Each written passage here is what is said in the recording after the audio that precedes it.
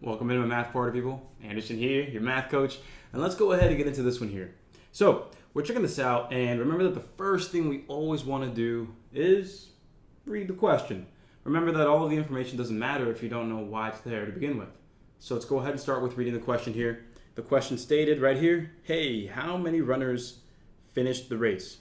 Okay, so again, we always want to start with the question because the question always tells us what we're looking for.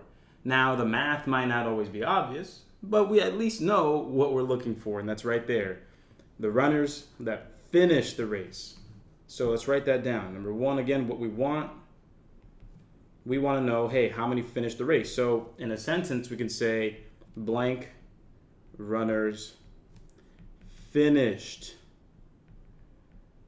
Okay, so there's an emphasis on the word finished because, again, when we take a look at the problem, there might be information that talks about people dropping out, people going on, people finishing, right? So we want to make sure that we gear our attention toward those who finish. That way we don't get distracted. So step two, it's going to be, hey, let's go ahead and just sort through the information, sort through the story, and see what these numbers mean in terms of what they give us. Let's go and check it out. So here, we see that there were 72 runners to start a race. Okay, so let's write that down. So again, step two, the information that we have 72 started. 72 started, sounds good. So let's go ahead and highlight that. Then from there it says, hey, in the first half of the race, 2/3 of them dropped out. Okay, so that's really important there, right? 2/3 of them dropped out. As always, my ASVAB party people, thank you for watching this video. Before we continue, just wanted to remind you that if you're struggling with the ASVAB, if you struggle with test anxiety, blanking out on problems, then you need to consider the ASVAB All-Access Program. Thousands of my students have tried it out, and they have always raised their scores if they used it the right way. Because there's always a way to learn for whatever method you like best. From recorded lessons, to live classes, to guided practice videos, to printable worksheets, to speed drills to help you test and raise your confidence and speed, to casual practice that comes with video solutions. Every single way that you can think of, over 10,000 questions, all of it lined up for you, ready for you to get started right now. So at the very least, check out the link in the description so you can see exactly how it works and why, again, over 1,000 of my students have raised their scores with it all the way through.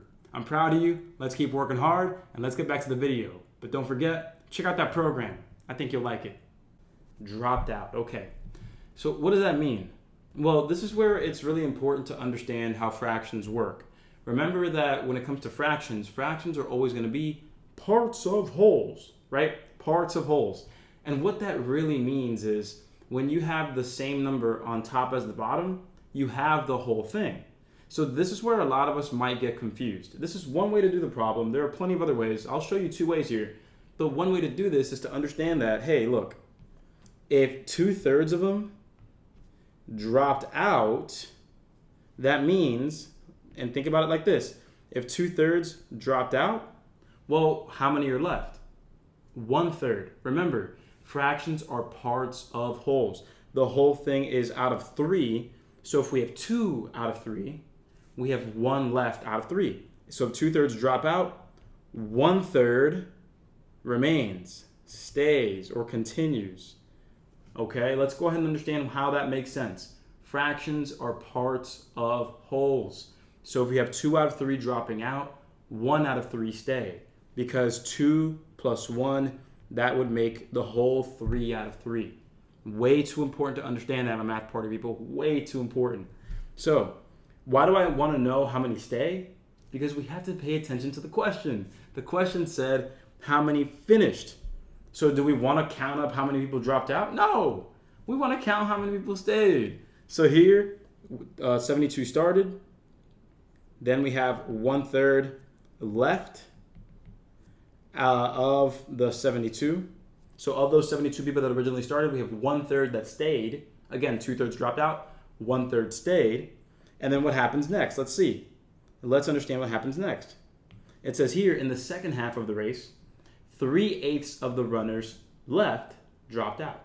So 3/8 of the runners that are left, so after this 1/3 are left, whatever number that is, 3/8 of them dropped out. So what does that mean? So if 3/8 dropped out, well, think about it again. Fractions are parts of wholes. So if you have 3 out of 8 dropping out, 5 out of those 8 stay. 5 of those 8 people stay. Because again, 3 plus 5 would make the 8 out of 8, right? So 5 out of 8 stay. Or in this case, finish, right? So here, 5/8 stay / finish. So before I even do the math, I understand what route I'm going to take. Since I want to know how many runners finished, guess what? Hey, look, 72 started. A third of those people were left after the first half. And then whatever number that is, a third of 72, whatever number that is, then 5/8 of those people that are left, they finished. And there's our answer. So now that we have the plan set up, let's dive on in and we're good to go. So right here, what's a third of 72? Well, 1/3 of 72, that's going to go ahead and be what? 24. So the way that we calculate a third of 72, that's the same thing as saying 1/3 times 72, which is the same thing as saying 72 over 3. Same thing as saying 72 over 3. And if we divide 3 into 72, we get 2. 2 times 3 is 6, so we have 1 left. Drop that 2, so 3 into 12, that's 4, a very even 4. So that means that we have, again, 24 that are left. So where does that go? Right there. 5/8 of the 24 people, those are the people that finish. So 5/8 of 24 finish the race. You're not done yet because now we need to do 5/8 of 24. So that's going to be over here, 5 over 8 times 24, which is the same thing as saying 24 over 1. Same thing. And so, whether this is your first or 50th YouTube video of mine, it doesn't matter. Why don't you join me for a live class? That way you can ask questions, raise your score, and get the job you want for free. Again, I host classes once a week on Zoom, typically on Mondays. So go ahead and click the link up there, down here somewhere, register for free, and you get my free practice test that has video solutions so you can learn from every mistake. That's what it's all about here, my party people. I want to help you succeed, so don't hesitate. Sign up for free, and then let's get back to this problem here. Let's keep raising our scores. And here we can say that that's 5 times 24 over 8. The reason I wrote it like this is because this is going to be a little easier for me to work with. If I just notice that 24 and 8, you can simplify that. You don't have to do 5 times 24 to give yourself a big number. I always say simplify before you multiply when it comes to fractions. Because again, you're going to deal with easier numbers here. And so there, 24 divided by 8, that's the same thing as saying 3 over 1. Because again, 24 and 8 are both divisible by 8. 24 divided by 8 is 3. 8 divided by 8, 1. So now all we have is 5 times 3, which is 15, and that's 15 runners finished. And so I want to review this one more time for us here because, again, we have the answer, 15 runners finished, but I want to make sure you understand that if you took the route of saying, hey, let's go ahead and do the 2/3 of 72. If you did the 2/3 of 72, you would have gotten 48. And with that 48, you need to understand what that number means. Because if you would have gotten 48 in the beginning, that's 48 runners that dropped out. And guess what? If you would have done 72 minus 48, that's the 24 that are left. And we just took a little shortcut here to get that right away. And then once we saw that 3/8 of those runners dropped out, well, we have to understand, well, we're looking for those that finish. So if 3/8 of them dropped out, well, that means 5 out of 8 remain. 5 out of 8 finished, and that's where this came through. And so from there, 5 out of 8, or 5/8 of 24, gave us that 15, and that's how we finish things up. So again, I'm Coach Anderson, happy to be your math coach. Let's keep moving forward the right way, and let's have a good day. Let us know if you have any questions, and let us know if you like this one. I'll talk to you soon.